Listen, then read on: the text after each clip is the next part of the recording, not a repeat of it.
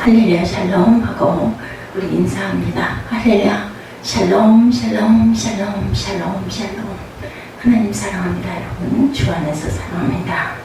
사무엘하 6장 1절에서 23절이죠.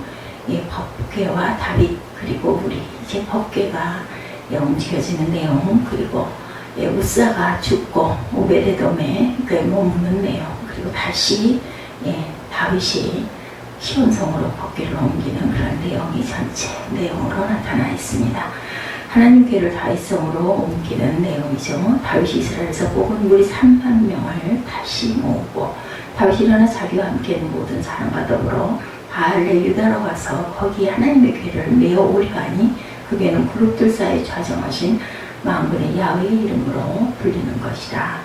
하나님의 궤를 세수에 싣고 산에 있는 아비나답의 집에서 나오는데 아비나답의 아들 우사와 아이호가 그 세수궤를 몽이라. 그들이 산에 있는 아비나답의 집에서 하나님의 궤를 싣고 나올 때 아이호는 궤 앞에 가고 다윗과 이스라엘 온 족속은 잣나무로 만든 여러 가지 악기와 수금과 비파, 소과 앙금과 재금으로 야훼 앞에서 연주하더라. 야훼 궤 앞에서 연주하면서 가죠. 6절에 그들이 나오는 타작마당에 이르러서는 소들이 뛰므로 우사가 손을 들어 하나님의 궤를 붙들었더니 이렇게 잡았어요. 움직이고 이게 출렁거리니까 염려가 돼서 여호와 하나님은 우사가 잘못함으로 말미암아 진노하사 그를 그곳에서 치시니 그가 거기 하나님의 궤 곁에서 죽으니라. 깜짝 놀랄 사건이 일어나죠. 다윗이 그날의 야훼를 두려워하여 이르되 야훼의 궤가 어찌 내게로 오리요.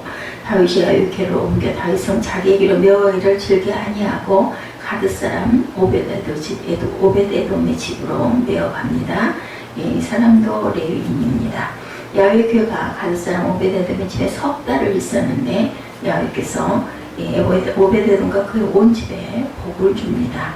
어떤 사람이 다윗 왕에게 아뢰어 이르되 여호와께서 하나님의 궤로 말미암아 오벳에돔의 집과 그의 모든 소유에 복을 주셨다 한지라. 다윗이 가서 하나님의 궤를 기쁨으로 메우고 오벳에돔의 집에서 다윗성으로 올라갈세.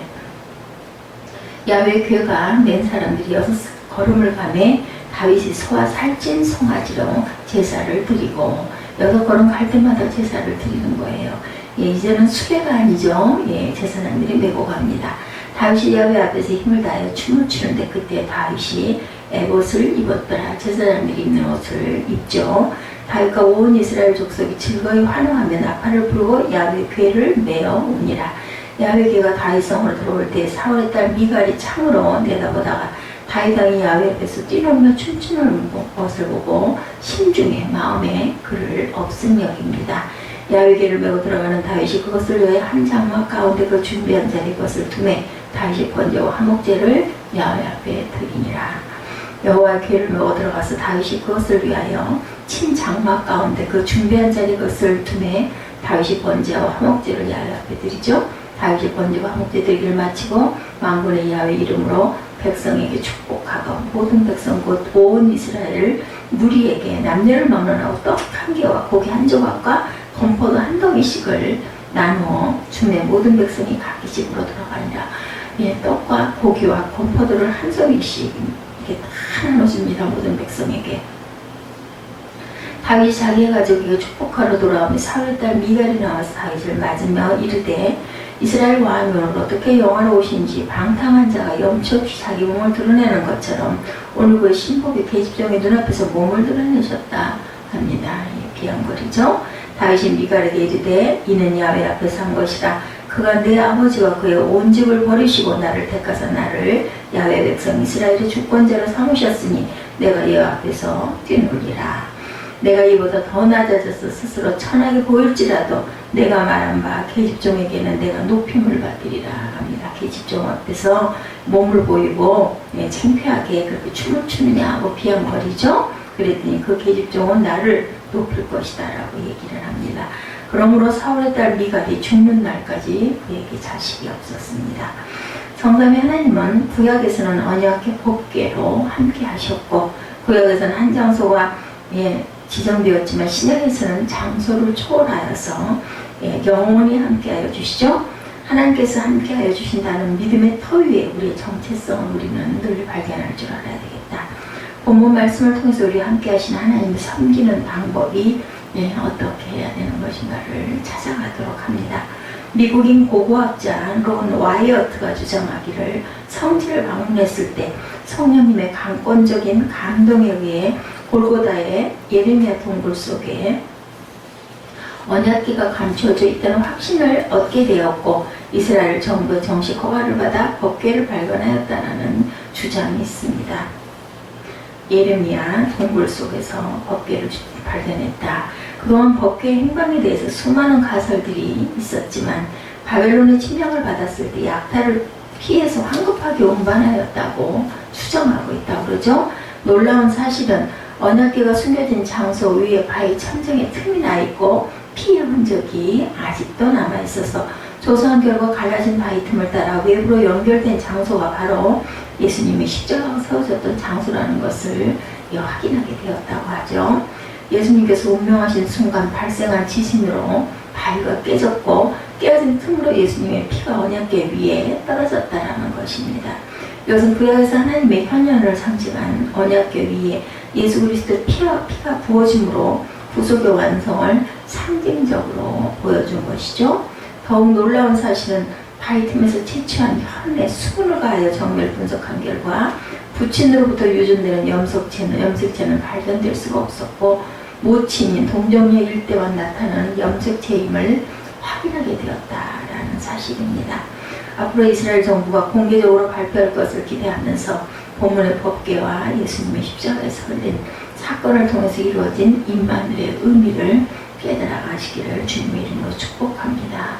법궤의 이동 경로가 나타나 있죠. 6장에 다윗이 유다의 왕이 된 이후 북쪽 이스라엘의 왕이 되어서 여부스 족속이 점유하고 있던 예루살렘 성을 정복하고 블레셋까지 전투를 한 이후 법궤를 옮기는 것을 시도합니다.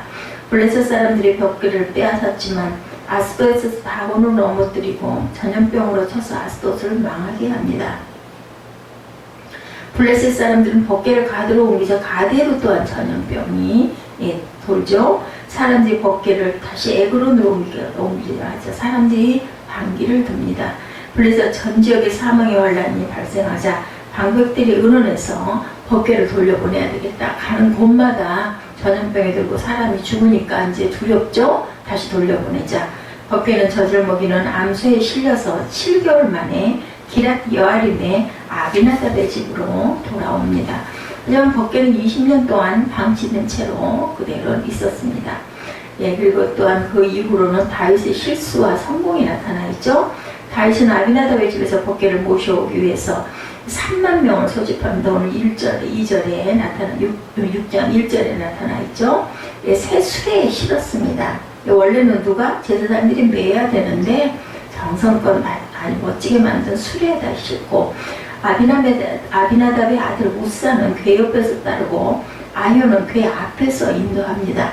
다윗과 온 이스라엘 백성은 수금과 비파를 뜯고 소고와 양금과 재금을 치면서 노래를 부르고 춤을 추면서 갑니다. 이레니 나곤의 타작마당을 지날 때 소가 뛰는 바람에 언약궤가 떨어지려고 하자 우사가 손으로 잡는 순간 우사가 그 자리에서 죽습니다. 법궤를 20년 동안이나 모신 아비나답의 아들을 죽이신 거죠. 언약궤가 떨어지려고 하자 우사가 잡았을 잘못된 게 없는 것 같지 않습니까? 그 순간 그만 우사는 죽고 말았다는 거죠. 다윗은 하나님께서 우사를 치신 일이 마음에 걸리고 두려워서 이래서 어찌 야훼 궤를 모실 것인가 라고 오벳에돔의 집으로 옮기도록 합니다. 그걸 보고는 굉장히 충격을 받죠. 그랬더니 집에 석 달을 놔뒀더니 어떻게 됐어요? 그 오벳에돔과 그 집에 축복을 해주십니다. 하나님께서 3개월 동안 놔뒀더니 그래서 그 소식을 듣고는 성경에 기록된 대로 법궤를 그대로 옮겨오게 되죠. 제사장이 어깨에 메고 법궤를 맨 사람들이 6걸음을 옮긴 다음 소와 살찐 송아지로 제사를 드리고 다윗은 모시의 옷을 입고 덩실거리고 춤을 춥니다. 너무 기뻐서 법궤가 다윗의 도성에 들어올 때 덩실덩실 춤추는 것을 사울의 딸 미갈이 아내죠. 창문 사이로 보고 속으로 비웃습니다.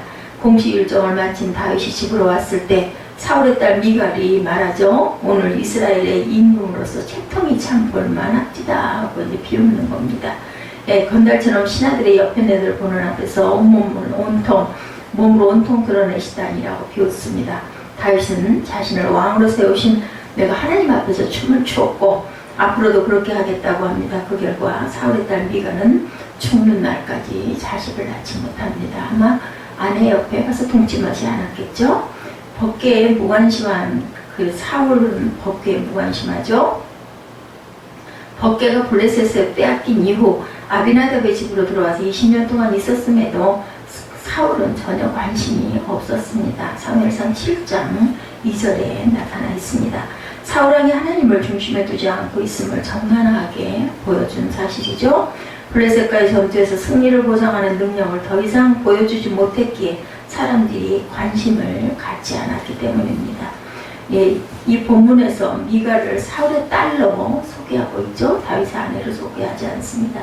즉 미갈의 관점은 남편의 관점이 아니라 하나님께 무관심하였던 사울의 관점으로 다윗을 보았기 때문에 다윗의 행동을 업신여긴 거란 거죠. 미갈은 공주의 신분으로 아버지가 못마땅하게 여기던 자들에게 사용하던 단어를 사용하여 남편을 업신여겼습니다. 다윗 역시 법궤를 모셔오는 열정은 있었으나 하나님께서 주신 방법이 아닌 실수죠. 법궤를 포함한 성막의 모든 물건들은 어깨에 메어 오도록 하나님이 말씀하셨죠. 민수기 14장 15절에 증거되어 있습니다. 이것을 다윗은 알고 있었음에도 법궤를 메우려고 하니까 그 궤는 그룹들 사이에 좌정하신 만군의 야훼 이름으로 불리는 것이라 이렇게 6장 2절에 증거하죠. 그 말씀을 통해서 다윗도 알면서도 실천하지 아니한 것이 실수였다. 미갈은 남편의 관점으로 바라보지 않고 자기 아버지의 관점으로 바라본 부분이 잘못되었었다는 거죠. 사울이 잘못된 것은 법궤를 잘 모시려는 그런 마음 자체가 아예 없었다는 것이 그것이 잘못되었습니다. 법궤에 무관심했다라는 거죠. 법궤가 블레셋으로 빼앗긴 이후에 아비나답의 집으로 돌아와서 20년 동안 있었는데도 전혀 방치하고 있었던 것. 그리고 미갈은 다윗의 아내의 모습이 아닌 사울의 딸의 모습으로 남편을 빌고 업신여긴 것이 잘못. 또 다윗은 법궤는 제사장들의 어깨에 메고 가야 되는 것이 민수기 4장 15절에 나타나 있는데도 불구하고 그것을 수레에다가 옮긴 것이 잘못된 것이다. 법궤를 메는 것보다 발전한 상황에 따라서 새수레를 싣는 것이 더 효과적이고 더 빠르고 좋을 수도 있습니다. 안전하고. 그러나 하나님께서는 그것을 막습니다. 순종해야 된다는 거죠. 사울처럼 법궤의 능력이 나타나지 아니한다고 법궤를 방치하는 사람은 하나님께 버림을 받고 미갈처럼 인간적인 관점에서 하나님의 임재를 보면 또한 열매가 없습니다. 그래서 회개와 결단이 있어야 되겠죠. 광야에서 이스라엘 백성들은 하나님을 상상하는 언약궤 법궤를 중심으로 멈추고 움직이고 했었습니다. 하나님의 임재는 날마다 구름기둥과 불기둥으로 나타났고 만나와 메추라기로 목숨을 유지했죠. 성삼위 하나님께서는 신약시대 우리에게 더욱 분명하게 함께해 주셨습니다. 예수께서 요한복음 14장 16절에서 18절에 내가 아버지께 구하겠으니 그가 또 다른 보혜사를 너에게 주사 영원토록 너희와 함께 있게 하시리니 저는 진리의 영이라 세상은 능히 저를 받지 못하나니 이는 저를 보지도 못하고 알지도 못한다 이렇게 말씀하셨죠. 그러나 너희는 저를 아나니 저는 너희와 함께 하시며 너희 속에 계시겠습니다. 내가 너희를 고아와 같이 버려두지 아니하고 너희에게로 오리라. 또 다른 보혜사 성령님을 여기서 말씀하시죠. 예수님과 성령님은 우리를 어머니처럼 항상 돌봐주시죠. 예수님과 성령님은 우리를 고아처럼 버려두지 않는다고 말씀하셨습니다. 성삼위 하나님께서는 우리와 함께 영원토록 함께 하시고 하나님께서 함께 하시면 된다는 믿음의 기도는 맨손에서 거대한 열매를 맺게 하고 질병을 치유하게 하고 문제를 해결하게 했다는 것을 우리가 잊지 말아야 되겠죠.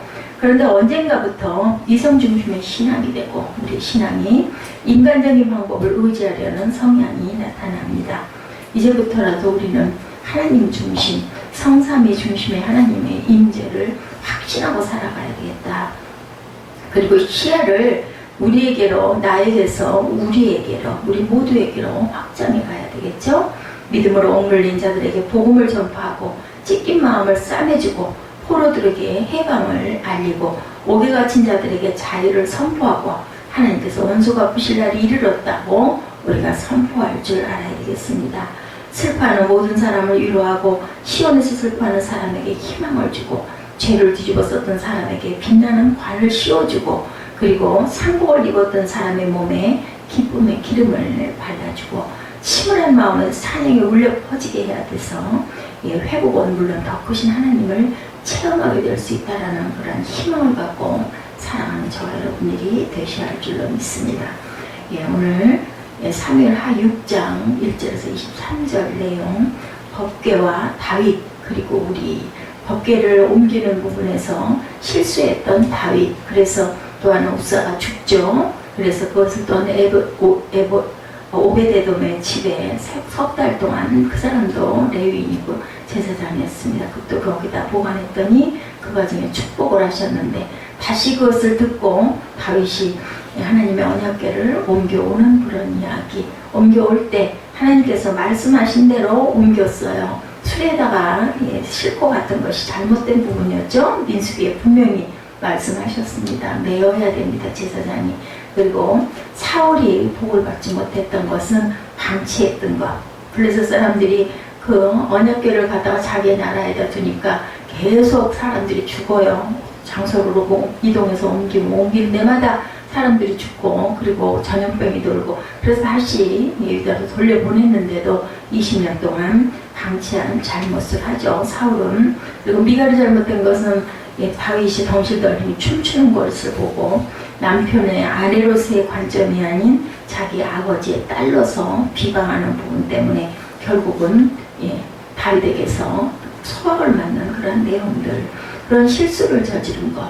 그리고 다윗은 하나님의 그 타작마당에서 지나갈 때 그것을 술에다 실는 바람에 그만 죽죠. 죽는 우사가 죽는 사건. 그래서 또한 마음에 굉장히 아파하면서 결국은 그것을 포기했다가 다시 그래도 하나님의 언약궤를 존중하고 옮겨오면서 이거 춤췄던 그런 모습이 사무엘하 6장을 통해서 증거되어 있습니다. 우리 6장 교독해서 읽으시고 기도하는 시간 갖도록 하죠.